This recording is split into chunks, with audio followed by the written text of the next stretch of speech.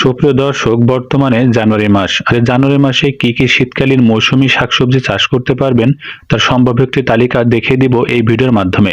অর্থাৎ এই ভিডিও দেখলে জানতে পারবেন বর্তমানে শীতকালীন সময়ে অর্থাৎ জানুয়ারি মাসে কি কি শাকসবজি চাষ করা যাবে, কি কি ভ্যারাইটির শাকসবজি চাষ করা যাবে এবং বিভিন্ন শাকসবজির সম্ভাব্য পরিচর্যা পদ্ধতি, যে পদ্ধতিগুলো ফলো করলে অল্প জমি থেকেই প্রচুর পরিমাণে শাকসবজি বিশেষ করে সবজি ফলাতে পারবেন। আসুন দেখে নিই কি কি শাকসবজি চাষ করা যায়। প্রথমে থাকবে আলু চাষ। আলু চাষের ক্ষেত্রে বিভিন্ন জাত যেমন ডায়মন্ড, কার্ডিনেল, কুফরি বা সুন্দর জাতের আলু চাষ করতে পারেন। আলুর বীজ বপনের পূর্বে অবশ্যই ম্যানকোজেব ছত্রাকনাশক দ্বারা ভালো করে ছত্রাকনাশ করে নেবেন, তাহলে পাতাগুলো কুঁকড়াবে না, গাছগুলা সুস্থ সবল থাকবে। এবং গাছ লাগানোর পরে অবশ্যই চারপাশে মাটি দিয়ে গোড়াটি বেড আকারে তৈরি করে দিবেন, তাহলে সেচ দিতে সুবিধা হবে, গাছের ফলন বৃদ্ধি পাবে। এরপরে থাকবে টমেটো চাষ। টমেটো উন্নত জাত যেমন মিন্টু, বাহার, মানিক, রতন বা বাড়ি জাতের টমেটো চাষ করতে পারেন। টমেটো অবশ্যই চাষের ক্ষেত্রে মালচিং পদ্ধতি ব্যবহার করার চেষ্টা করবেন, পর্যাপ্ত গোবর সার দিবেন এবং যেহেতু শীতকালীন সময় মাটি শুষ্ক থাকে অবশ্যই প্রচুর পরিমাণে পানি ব্যবহার করতে হবে, তাহলে টমেটোর সাইজ ভালো হবে। তো টমেটোর পরে থাকছে আদা চাষ করা। তো বাসাবাড়ির আশেপাশে যেখানে ছায়াযুক্ত স্থান আছে, সূর্যের আলো পৌঁছানো এমন জায়গায় একটি বস্তা কেটে তার মধ্যে জৈব সার সমৃদ্ধ মাটি ভর্তি করে আদার বীজ বপন করে রেখে দিলে বিনা খরচেই আদা ফলাতে পারবেন। এরপরে থাকবে মূলা চাষ। বাজার থেকে অবশ্যই হাইব্রিড মূলার বীজ সংগ্রহ করে 1 ঘন্টা পানিতে ভিজিয়ে রেখে তারপরে জমি ভালো করে চাষ করে মূলার বীজ বপন করুন। মাত্র 45 দিনের ভিতরেই অল্প পরিমাণ জমি থেকে দেখবেন প্রচুর টাকা ইনকাম করতে পারবেন মূলা চাষ করে। এরপরে থাকবে সিম চাষ। বর্তমানে জাতের ভিতরে ইপসা, কেরলা বা খাটো জাতের যে সিম আছে সেইগুলা বপন করতে পারেন। এই জাতের বীজগুলা বর্তমানে রোপণ করলে দ্রুত সিম ঝরতে শুরু করে। এরপরে থাকছে পটল চাষ। বর্তমান জানুয়ারি মাস অবশ্যই পটল চাষের জন্য ভালো সময়। তো যাদের জমি সিমের জমিতেই পটলের লতা ছিল, এরকম বড় একটা মাচা তৈরি করে দিতে পারেন বর্তমান সময়ে, তাহলে শীত যাওয়ার সাথে সাথেই পটলগুলা বিক্রি করতে পারবেন। পটলের যত্ন নিন। এরপরে থাকবে বাঁধাকপি চাষ করা, ওলকপি চাষ করা অথবা ফুলকপি চাষ করা। অর্থাৎ ফুলকপি, বাঁধাকপি বা ওলকপি চাষের ক্ষেত্রে বীজ থেকে সংগ্রহ করে ভালো করে একটি জমির পাশে বীজতলা তৈরি করে সেই বীজতলা যে চারা থাকবে সেটা সারিবদ্ধভাবে জমিতে বপন করতে হবে।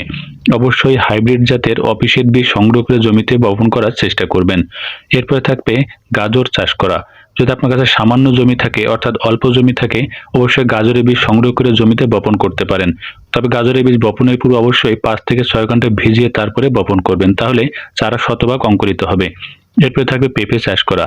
পেঁপে চাষের ক্ষেত্রে বর্তমানে গ্রিন লেডি, রেড লেডি, শাহী পেঁপে বা বাবু জাতের পেঁপে চাষ করতে পারেন। গাছ বৃদ্ধি হওয়া শুরু হলে শক্ত লাঠি পুঁতে শক্ত করে বাঁধাই করে দিবেন এবং গাছে যে প্রচুর পেঁপে ধরতে শুরু করলে গাছের চারপাশে মাটিতে খুঁড়ে চারপাশে বালি এবং মাটি মিশিয়ে গাছে গুঁড়া দিয়ে দিলে পেঁপের ফলন ভালো হয়। তো পেঁপের পরে থাকছে পেঁয়াজ বা রসুন চাষ করা। আপনার চাইলে বাসা বাড়িতে প্লাস্টিক বা যে কোনো বস্তা কেটে তার ভিতরে এরকম মাটি ভর্তি করে এরকম পেঁয়াজ বা রসুনের কোয়াগুলো লাগিয়ে দিলে, আচ্ছা বাসার ছাদের উপরে বা উঠানের পাশে বসিয়ে দিলেই বিনা খরচে বাসা বাড়িতে পেঁয়াজ রসুন চাষ করতে পারবেন খরচ ছাড়াই। ছাদ কৃষি হিসাবে পেঁয়াজ রসুন চাষ করতে পারেন। এরপরে থাকবে লাউ চাষ। বর্তমান শীতকালীন যে ভ্যারাইটিগুলো আছে বাড়ি জাতের লাউ সেগুলা চাষ করতে পারেন। বীজ বপনের পূর্বে শীতকালীন সময়ে 5 থেকে 6 ঘন্টা ভিজিয়ে তারপর জমিতে বপন করবেন। গাছগুলো বৃদ্ধি হওয়া শুরু হলে শক্ত একটি মাচা তৈরি করে দিবেন। যদি ফুল ফুটতে শুরু করে পুরুষ ফুল ছেড়ে স্ত্রী ফুলে পরাগায়ন ঘটান। এরপর থাকবে শীতকালীন পুঁইশাক চাষ করা। বর্তমানে এই যে দেখতে পাচ্ছেন মাথাগুলো এভাবে কেটে দিতে পারেন। এভাবে কেটে দিলে প্রচুর পরিমাণে ঝোপালো হয় এবং গাছে প্রচুর পরিমাণে শীতকালীন মেচুরি তৈরি হয়, যে শীতকালীন ফুল বা মেচুরি বলা হয়, প্রচুর ফলন পাবেন। এরপরে থাকবে পালং শাক চাষ করা। জানুয়ারি মাসে শীতকালীন সময়ে শাকসবজির ভিতরে পালং শাক অবশ্যই চাষ করতে পারেন। সেক্ষেত্রে বীজ অন্তত 12 ঘন্টা ভিজিয়ে রেখে তারপরে জমিতে বপন করবেন, তাহলে বীজগুলো নষ্ট হবে না। এরপরে থাকবে লাল শাক চাষ করা। পালং শাকের পাশাপাশি লাল শাক আপনার শীতকালীন সবজি হিসাবে চাষ করতে পারেন। যদি আপনাদের জমির পরিমাণ কম থাকে তাহলে অবশ্যই পালং শাক বা লাল শাক যে কোনো একটা বপন করতে পারেন, কারণ অল্প জমি থেকে ভালো টাকা উপার্জন করা যায় এই দুইটা শাক চাষ করে। এরপরে থাকবে বরবটি চাষ করা। শীতকালীন ভ্যারাইটিস বীজগুলো সংগ্রহ করে অন্তত 6 ঘন্টা ভিজিয়ে তারপরে বপন করবেন। এরকম প্রত্যেকটি ডোগার মাথাগুলো ছাঁটাই করে দিবেন এবং প্রত্যেকটি যে পেশি আছে হাতের সাহায্যে ছাড়িয়ে দিবেন, তাহলে বরবটি ফলন ভালো হবে। এরপরে থাকবে বেগুন চাষ। বেগুনের ক্ষেত্রে তারাপুরি, নয়নতারা, ইয়োরা জাতের বেগুন বা সরকারি বাড়ি জাতের যে প্যাকেট বীজ আছে সেগুলো সংগ্রহ করে চাষ করতে পারেন। গাছের গোড়া মাটিতে এভাবে উঁচু করে বাঁধাই করে দিবেন। যাতে সেচের পদ্ধতিতে ভালো হয়। এবং গাছে যখন বেগুন তোলার উপযুক্ত হবে তো অবশ্যই তুলে দিবেন এবং গাছের গোড়ার দিকের পাতাগুলো ঠিক এভাবে ছাঁটাই করে দিবেন, তাহলে বেগুনের সাইজ ভালো হয়। এরপরে থাকছে শসা চাষ করা। শসার ক্ষেত্রে অবশ্যই বর্তমান সময়ে যদি জানুয়ারি মাসে চাষ করতে চান এরকম মালচিং পদ্ধতি ব্যবহার করবেন। গাছের গোড়া পলিব্যাগ দিয়ে ঢেকে দিবেন, তাহলে খুব বেশি সেচ দেওয়ার দরকার পড়বে না। অল্প সারে আপনারা শসা চাষ করতে পারবেন পোকামাকড় মুক্তভাবে। এরপরে থাকবে মিষ্টি কুমড়া চাষ করা। বর্তমান জানুয়ারি মাসে মিষ্টি কুমড়ার বীজ অন্তত ৪ ঘন্টায় ভিজিয়ে তারপরে বপন করবেন। গাছে যখন লতা আসতে শুরু করবে ঠিক হাতের সাহায্যে এভাবে দেখতে পাচ্ছেন মাথাটি হয়ে কেটে দিবেন। এই কাটিং পদ্ধতি ব্যবহার করলে গাছে দ্রুত ফুল আসে এবং মিষ্টি কুমড়া দ্রুত ফলন অনেক গুণে বৃদ্ধি পায়। অবশ্যই এই কাটিং পদ্ধতি ব্যবহার করুন। এরপরে থাকবে বরই বা কুল চাষ করা। বর্তমানে বরই বা কুল গাছ লাগানোর উপযুক্ত সময় নয়, তবে যাদের গাছ আছে বিশেষ করে বল কুল, বাউ কুল বা আপেল জাতের কুল আছে, সেই গাছে যদি প্রচুর কুল থাকে তাহলে অবশ্যই শক্ত বাঁশ দিয়ে এভাবে ডালটি শক্ত করে উঁচু করে বাঁধাই করে দিবেন, তাহলে গাছের ডালগুলো ভেঙে পড়বে না। গাছের চারপাশ পরিষ্কার করে মাঝে মাঝে হালকা সেচ দিলে কুলে যে কুড়ি থাকবে ঝরে পড়বে না। এরপরে থাকবে লেবু চাষ। লেবু চাষের ক্ষেত্রেও একই কথা, গাছের গোড়া পরিষ্কার করে অবশ্যই হালকা হালকা পানি দিতে পারেন।